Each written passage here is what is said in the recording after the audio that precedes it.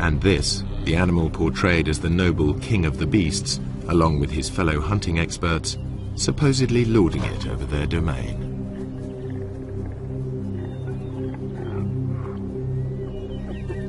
While the laughing hyena normally gets a bad press as a sneaky scavenger, an ugly coward. Usually too, humans are kept out of the shot, yet the presence of the Maasai and of their cattle affects the whole balance of nature in this area. Now, the most sensitive low-light camera in the world shows you truer images.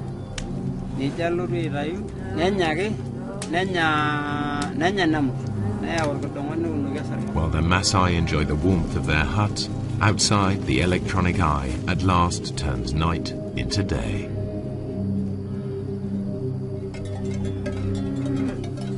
In the pitch black, unexpected scenes challenge conventional expectations.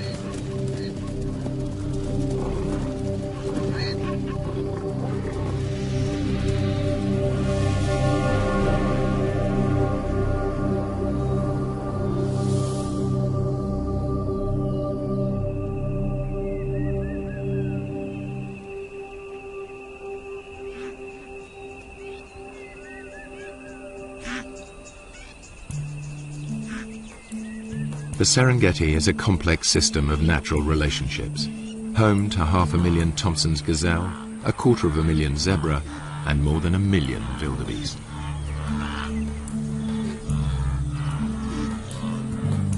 The wildebeest are the stars of the spectacular migrations as they follow the rains to lush grasslands. This is the greatest concentration of game in all Africa.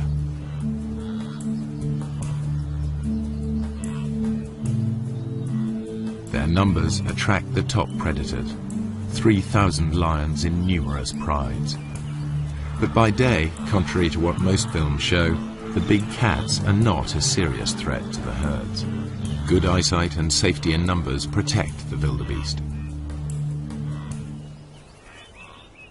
This lion certainly acts like a natural killer. By contrast, the hyenas are just hanging about.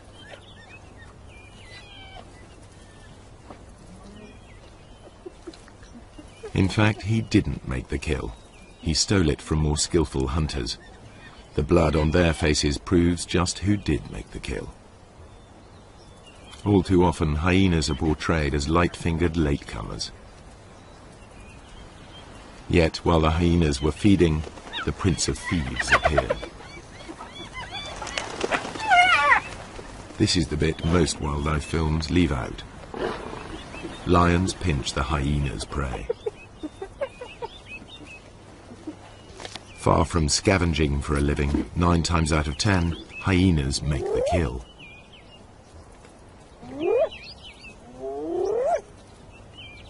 At first sight, the lion and the hyena are locked in a struggle for the same prey. How can the hyenas make a living here at all? Until now, the only images come from filming by day. But lions and hyenas hunt most of their food in the dark. The balance of power is about to shift for everyone here.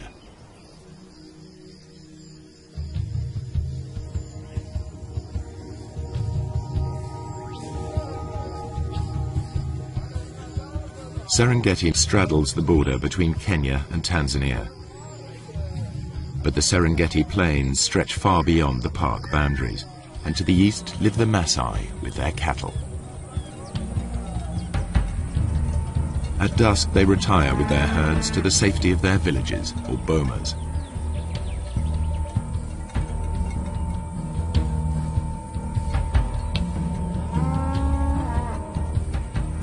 A wall of thorns keeps thieves and attackers away from their cattle and huts. The Maasai rarely venture out at night, except in force.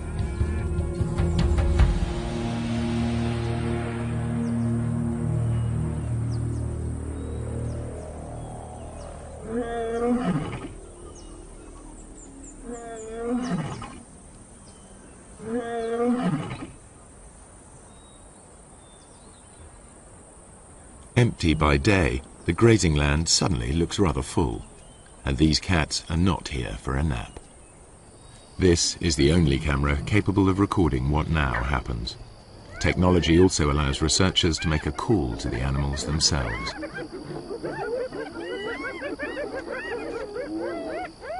Tom Maddox is counting predators in the Serengeti. He too thought the Maasai land was empty of lions and hyenas, as they're never seen by day. But Tom soon got a shock. Now he prefers to make his observations from the safety of his Land Rover.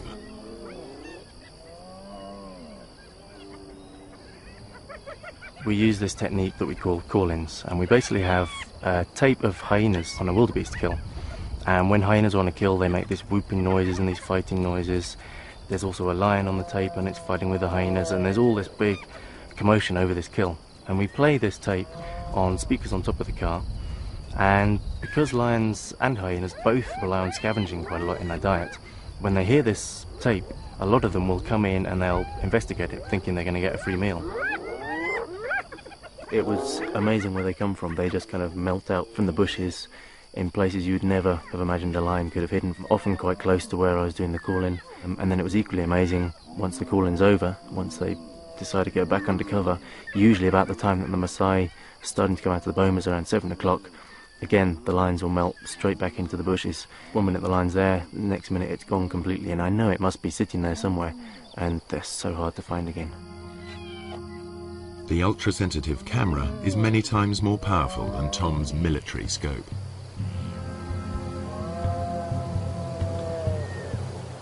Inside the Serengeti you can drive around and you can see hyenas and lions. They're very obvious throughout the day. Outside the national park, that doesn't happen. You can drive around for days and days and not see any.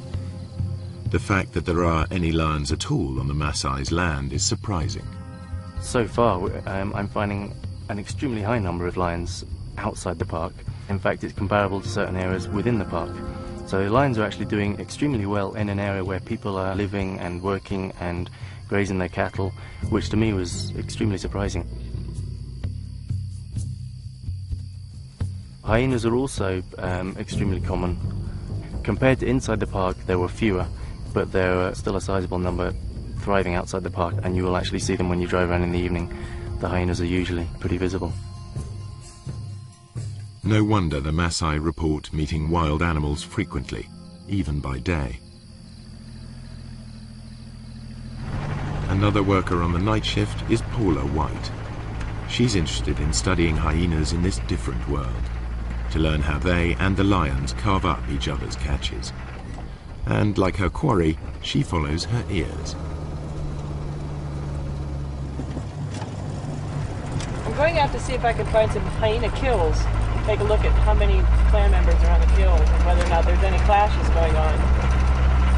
I'll also be looking for lion-hyena interactions because I'm really interested in how the two species interact down here with all the game present, whether or not they're still more likely to steal each other's kills or whether they're more likely to go after a new animal of their own. So what I'd be doing is driving the roads looking for action, and then I'd stop once in a while and listen for sounds of kills, listen for any animals whooping. Sounds travel much further in the cool night air. On a still night, hyenas can hear whooping over 10 kilometers away.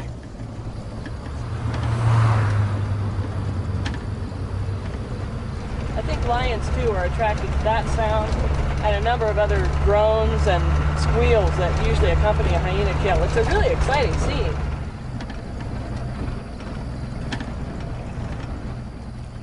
There's a hyena running in front of me on the road right now. And the way he's running, I imagine he's going for a kill, so I'm going to stop and listen right now. What Paula and Tom are seeing leads them to rethink the conventional ideas about hyenas and lions at night and day.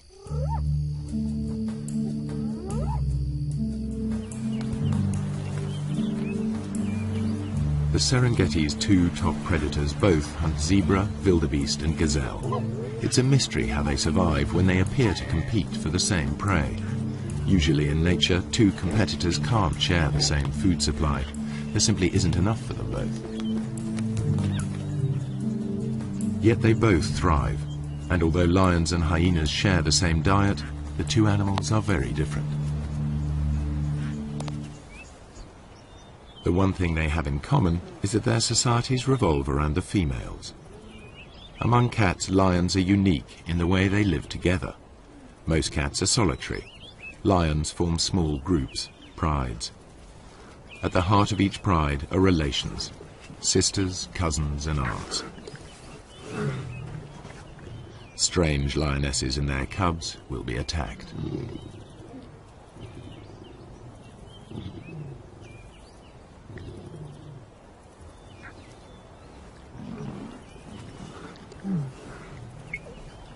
They cooperate to raise cubs. Lionesses will even suckle cubs of other pride members.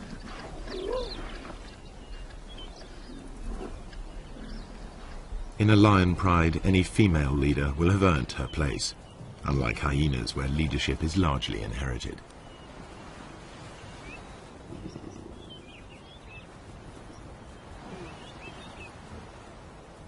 At times the males are absent, at others they hang out with the females.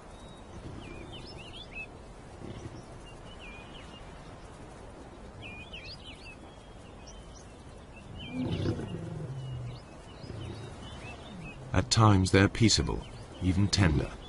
At others, aggressive to all.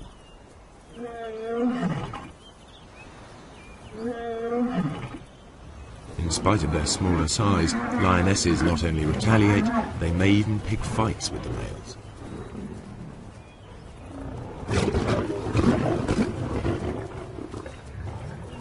However, male lions are physically more powerful. In a test of strength over a kill, the female will come off worse.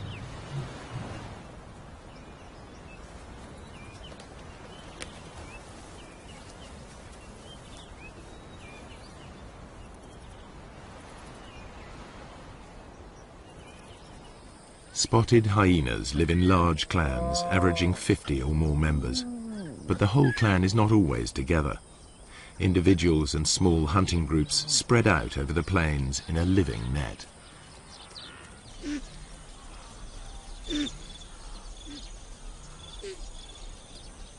In the Serengeti, hyenas usually make dens in abandoned burrows.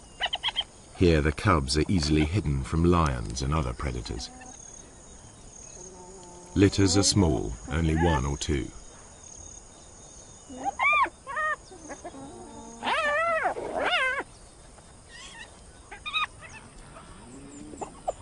Hyena society is maintained by the rank that each animal inherits. If mum is high-ranking, they'll be high-ranking too, provided they've inherited her strength as well. Females may fight females, but males hardly ever fight amongst themselves, and certainly wouldn't dare attack a female. Clan life is ruled by the females, who are almost a quarter bigger than the males.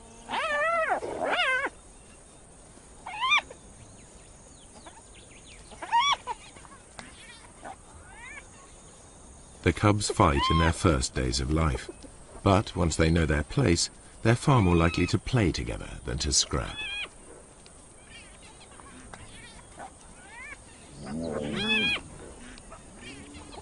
The males can behave as best friends, even if they're members of different clans. Hyenas' behavior is highly complex.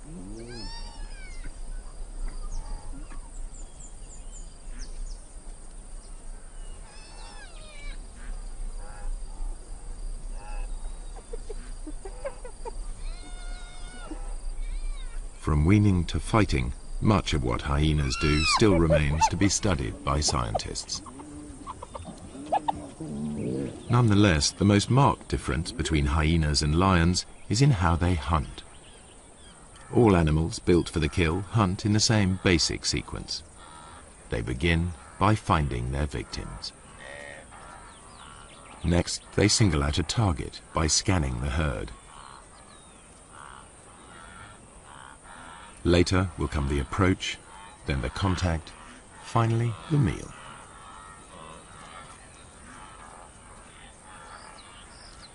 How they hunt differs sharply between hyena and lion. The hyenas get as close as 20 meters in full view of their prey before the herd wheels and flees. The hyenas will try to scatter the wildebeest before singling one out. The Maasai call the hyenas doctors because they can recognize the sick and the weak.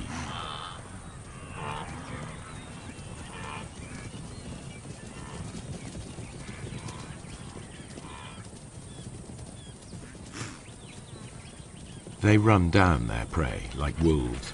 Hyenas are endurance hunters. Chases can last up to 5 kilometers at full speed. Lions can't sustain this. They are sprinters. After the rainy season, much of the Serengeti National Park is a sea of long grass. The lions use it to mask their presence. They approach unseen by careful stalking or occasionally by lying in ambush.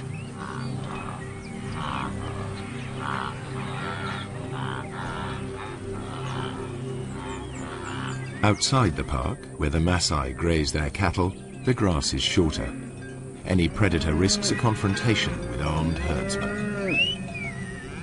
The lion sticks out. Not much chance of an ambush here. Hunting under cover of night makes more sense. As the sun goes down, life gets easier for the Serengeti's predators. Dusk diminishes to near complete darkness, which can continue all night if there are storm clouds or if it's a moonless night.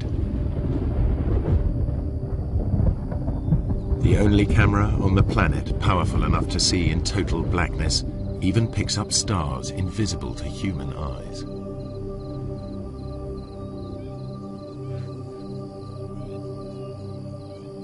Suddenly, the landscape is illuminated as if by searchlight. Even so, humans can still only just pick out shapes. But to the grazing animals, it's as clear as day.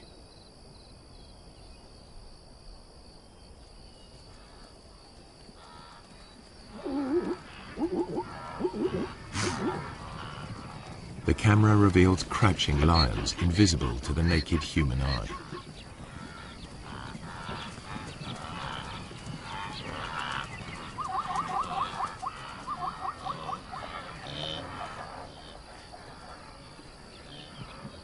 A night ambush could prove more successful. These two lionesses have detected a herd of wildebeest crossing a track.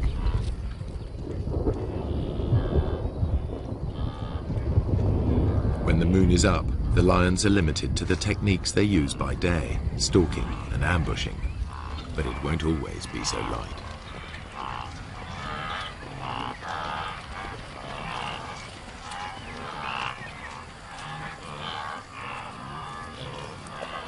The pair near the crossing point and squat down, well screened by vegetation. One crawls into position to jump a victim.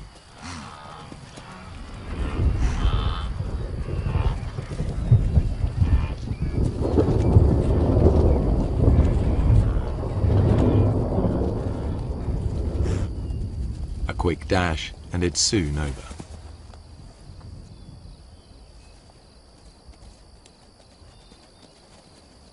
Although these lionesses have been successful, the moonlit night is really the best time for hyenas to hunt. The cool of the night air allows them to keep on running, something the easily tired lions cannot do.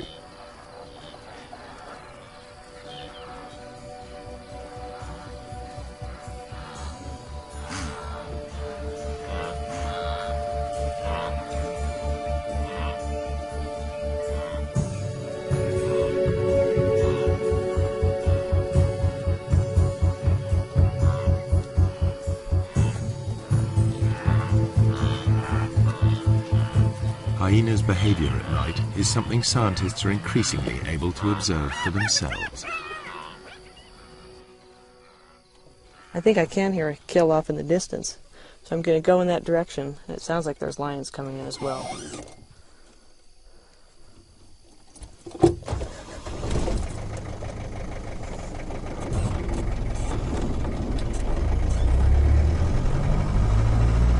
Paula White Geographics night vision goggles work because they and the camera see in the special infrared headlights of her Land Rover.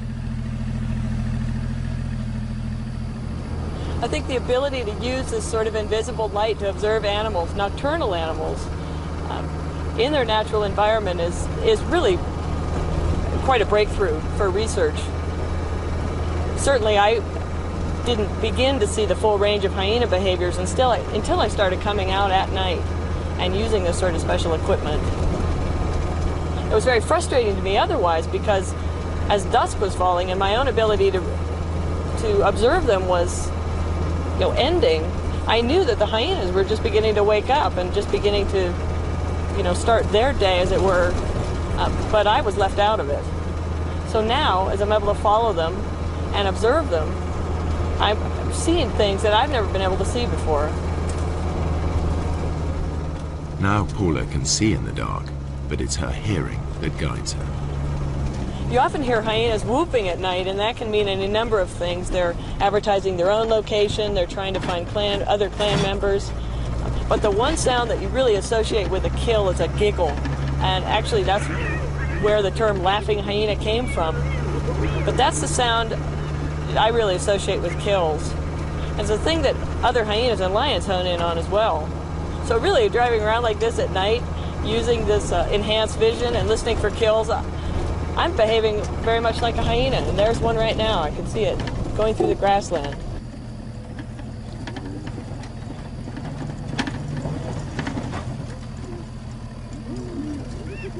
A hyena's jaws are among the most powerful of any animal species. The sharp front teeth shear through skin and meat. Their jaw muscles are as big as a man's arm. At the back of the hyena's mouth, huge crushing teeth are strong enough to crunch up solid bone.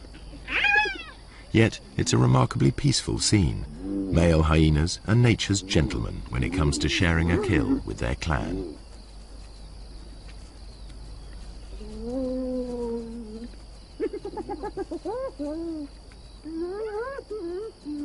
Although the hyenas gulp down their meal, lions arrive in time to take the food from their mouths.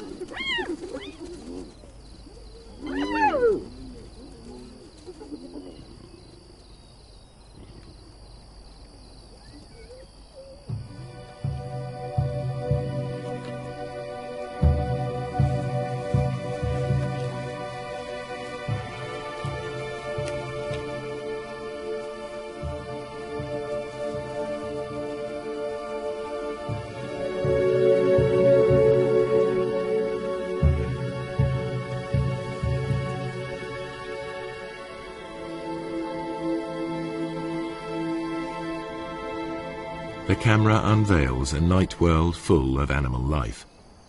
Just how close these animals come to humans astonishes the researchers.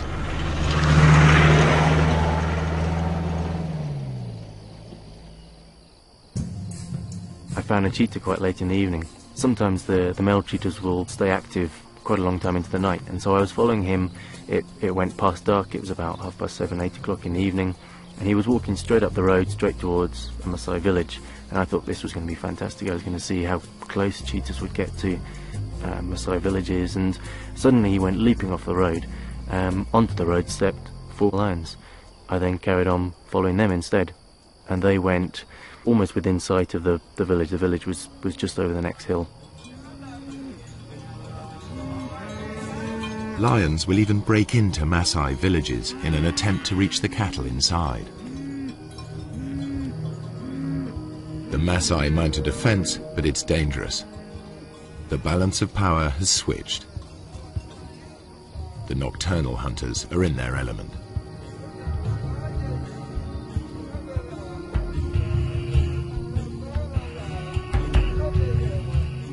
There are burglars about. The guard dog is aware of the hyena, but the Maasai will register its shape only dimly.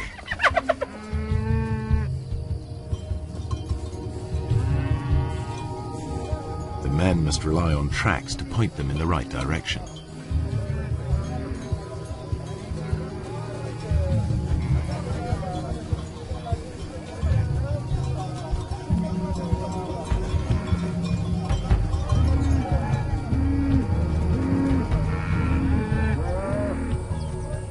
During the attack, a cow was killed and dragged off. The following morning, the Maasai inspect the corpse. They can easily identify the cause of death. Wringing the neck are distinctive punctures, the suffocating bite of a lion.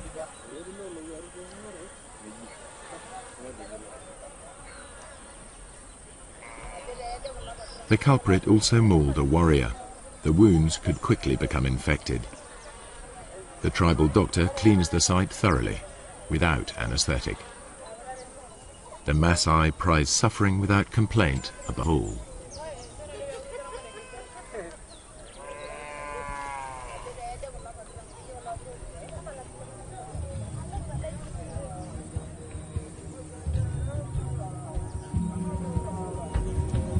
The lion's assault will trigger a deadly surge.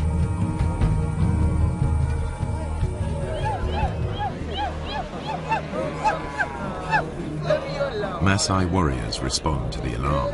The young unmarried men gather. This is what they've been training for years.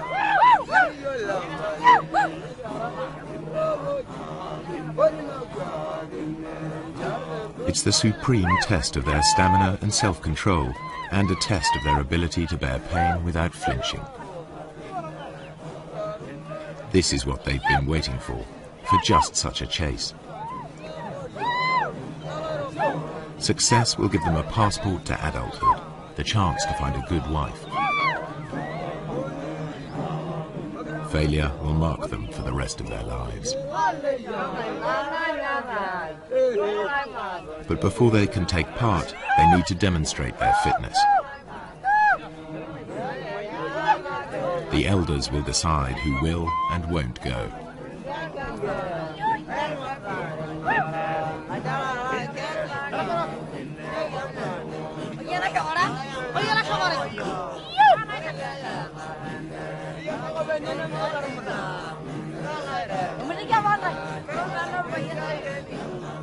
The warrior group arrives at the settlement where the cow is taken. Each warrior wields a long-bladed spear. They are also armed with short double-edged swords and lethal clubs. They're all experts in the use of these weapons, against animals as well as people. In many areas the warriors are now outlaws, but in this part of the Serengeti their ceremonies are tolerated. Lion hunting by the Maasai is illegal, but these warriors are so far from the towns they are generally allowed to continue. A day of ritual begins with chanting and dancing to hypnotic rhythms. Warriors demonstrate their strength and agility by leaping.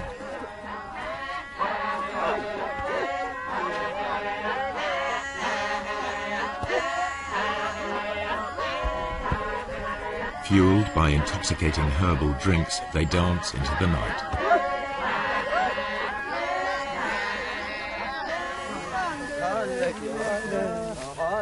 More warriors arrive from further afield, eager to be selected. Everyone is in a frenzy of anticipation.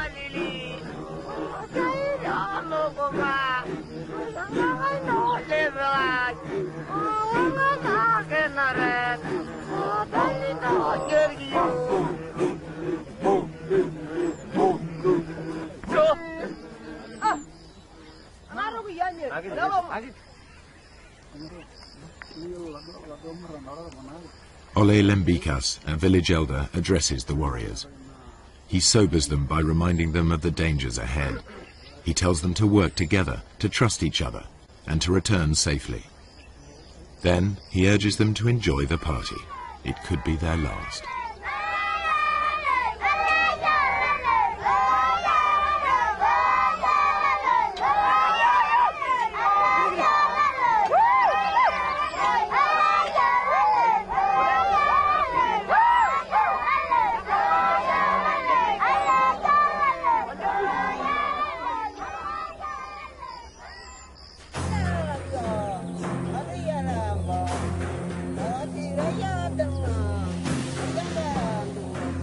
In the morning, two hunts unfold far apart. A lone lioness spies out a waterhole. Animal or human, hunters face mortal danger in the coming hours.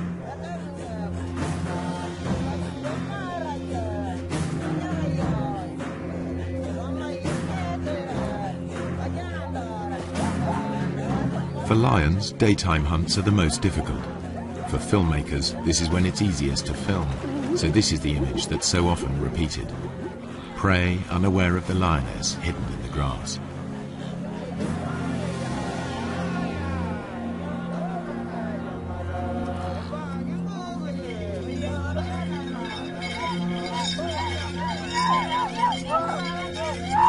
The hunters head for the place where a lioness was seen recently, the one they believe killed the cow.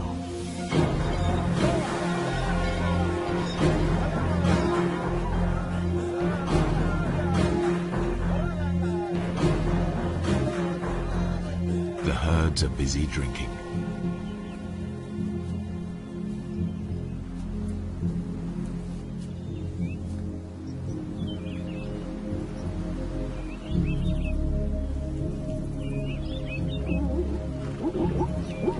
Zebras have keen sight. Their bulging eyes give a wide-angle view of danger.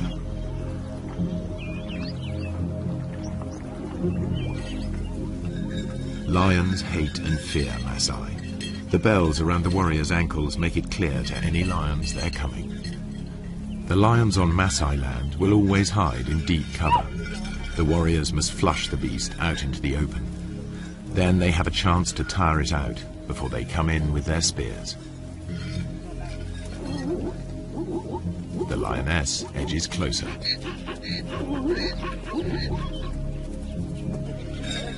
The warriors' search may last all day, covering up to 40 kilometers.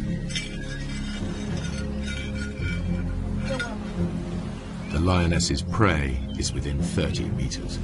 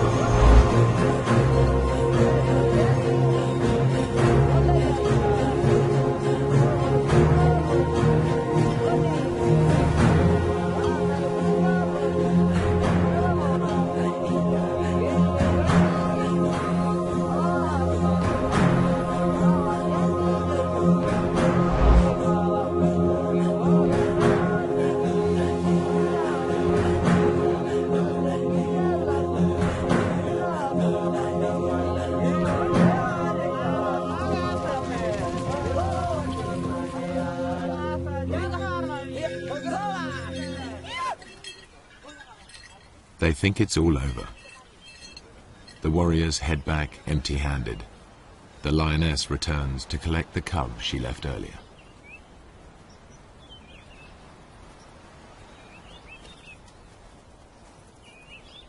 She hid it in long grass nearby, but the chaos of her hunt has attracted members of another pride.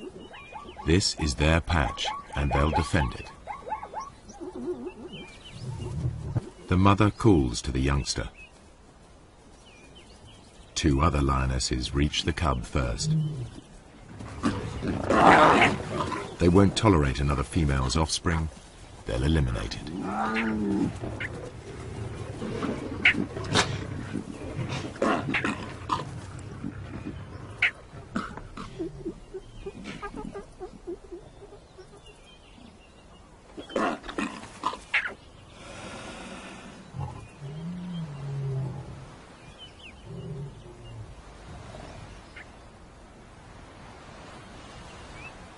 This is not about hunger. The corpse is left to the vultures and hyenas. The mother's life too is under threat. She's no relation. The pride will kill her if she stays.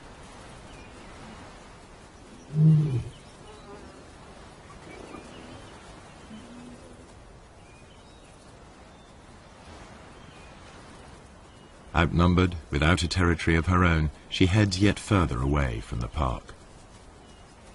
When lions roam, they are at risk, and so are their pursuers. What you're about to see has never been shown before.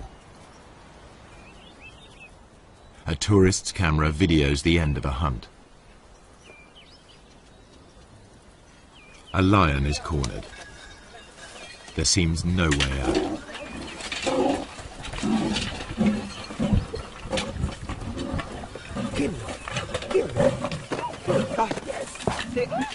A warrior throws a spear.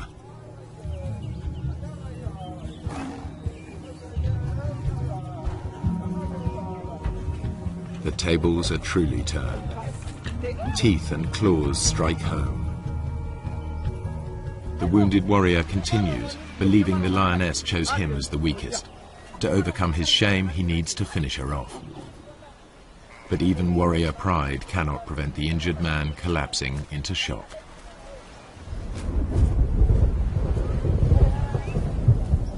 Meanwhile, the lioness dies of her wounds. She's wearing a radio collar, a park lion. Two different worlds clash. The Maasai collect a trophy, the scientists collect data.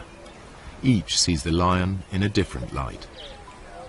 It's not a romantic, we like to live with wildlife kind of situation, but they never do something to the extent that if a lion is being a problem, they don't go out and try and kill every single lion that they can find in the entire area. I have great respect for them for tolerating them to such a great degree.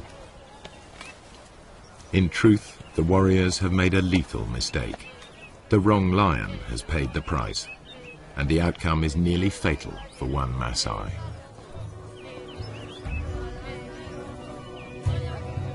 Were he to die on the spot, they would give him a warrior's rights and leave his bones to the night and the hyenas.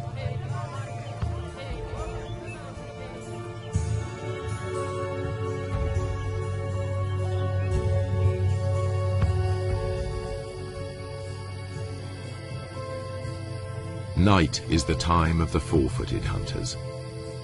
Most hours are clouded over or feebly lit by faint stars.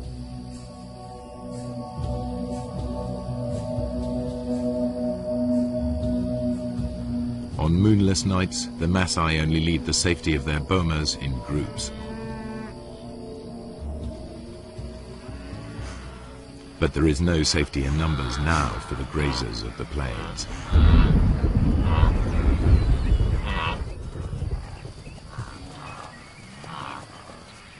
The darkest hours of the night see restless action. Animal hunters are about in numbers never seen during the day. Spooked, the herds of wildebeest, zebra and gazelle burst into panicky runs. They fear lions and hyenas are nearby, but only the camera can see them.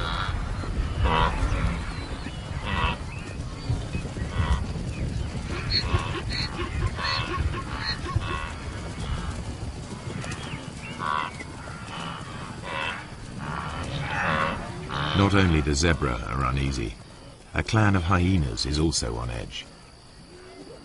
They've made a kill in another clan's territory. It isn't long before one of the owners claims his rights.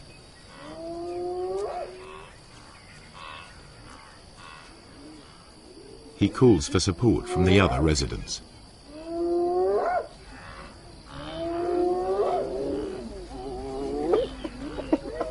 His clan bustles in to drive the invaders away. They bolt the meat while they can. Other threats may arrive to challenge them in turn. They remain watchful. This is truly fast food. The invaders will be back to recapture their meat.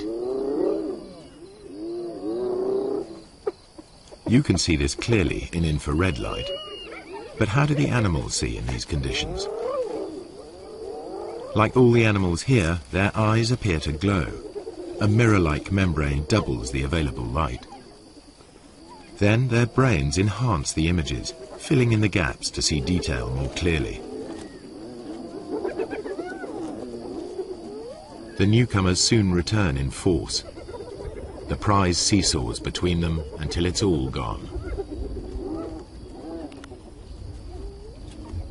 But with so little light, even their superb night vision is challenged. This is as close as you can get to seeing through their eyes. It gives an idea of how they can operate in this dark world.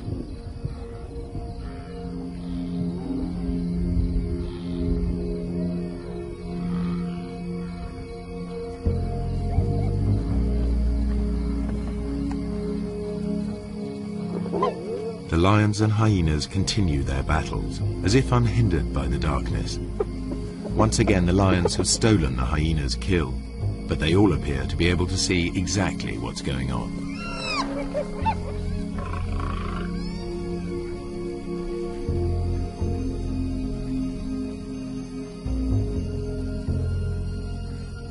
And when the lions go hunting, they do so just as they are. They wander off in the general direction of the sound of herds of animals. To the lions, the herds are almost invisible at any distance, just dull grey smears.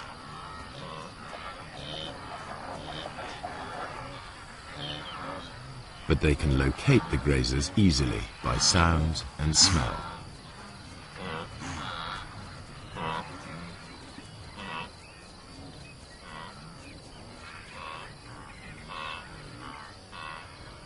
Night is the only time that lions can approach undetected here on the short grass plains. You are about to see for the first time how and when the lions of the Serengeti catch most of their food.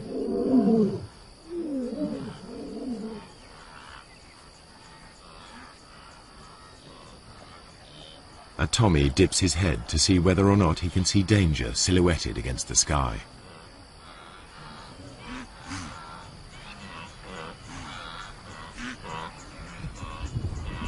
The circling lion is almost invisible.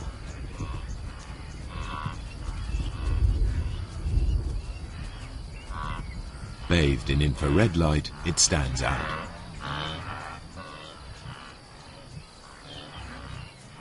Another Tommy can hear something and is off.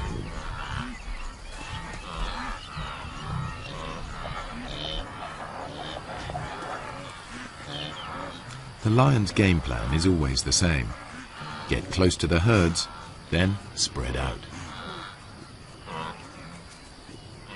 They don't need to make any effort to hide themselves. Only their footfalls give them away. And, because they're unseen, lions are no longer at a disadvantage as they approach their quarry.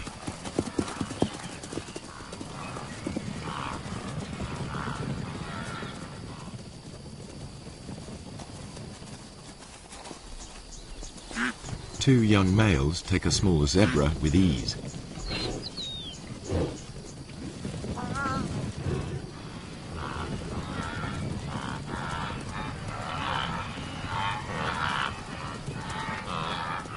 A lioness gives chase. A high kick lets her quarry escape.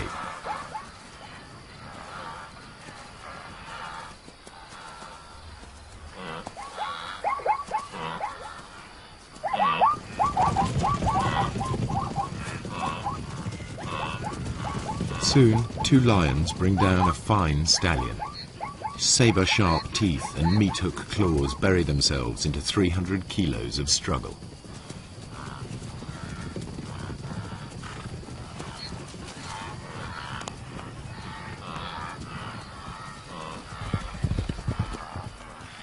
One lion grips the throat in a stranglehold, the other prepares to feed. Their ability to keep a grip on their prey in pitch darkness makes the kill possible.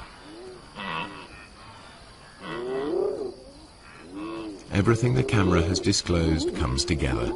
The apparent competitors for the same food survive because there are times when one is more successful than the other. The animals hunt in different ways, by day and by night, and in differing light. These unique images show that the relationship between lions and hyenas is more complex than traditional pictures allow. The lions steal kills, and the so-called cowardly hyenas are often merely out to reclaim their prey.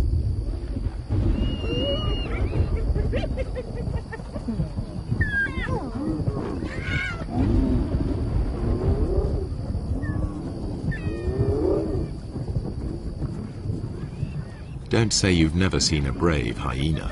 A thieving male lion is forced to take them on. The hyenas persist even though a single blow could be fatal. This frequent nighttime behavior has never been recorded before.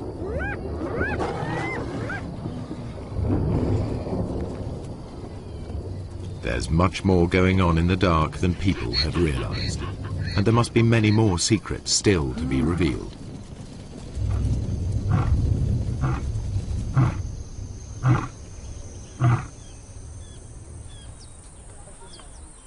At dawn, the Maasai dismantle the thorns barricading the entries to their bomas.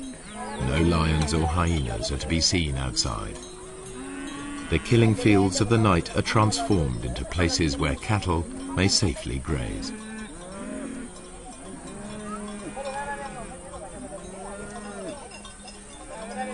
By day, everything is in the Maasai's favor.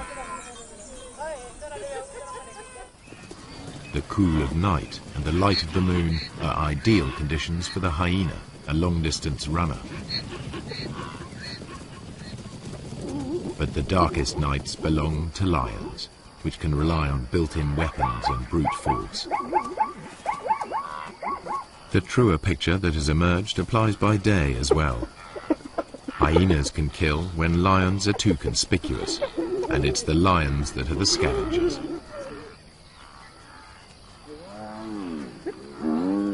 In the end, they don't so much compete as coexist, hunting in different ways and at different times.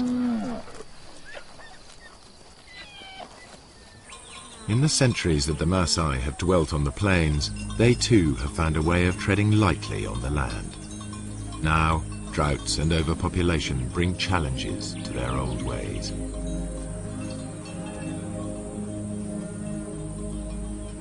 Within a decade, this cattle pasture will be covered with crops.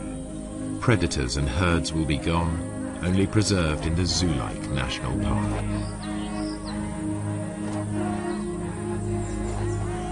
The warriors will step back into history, their culture bartered for bit parts in conservation and tourism. If the Maasai have a vital lesson to teach, it is that lions give meaning and purpose to their lives, worthy adversaries for warriors.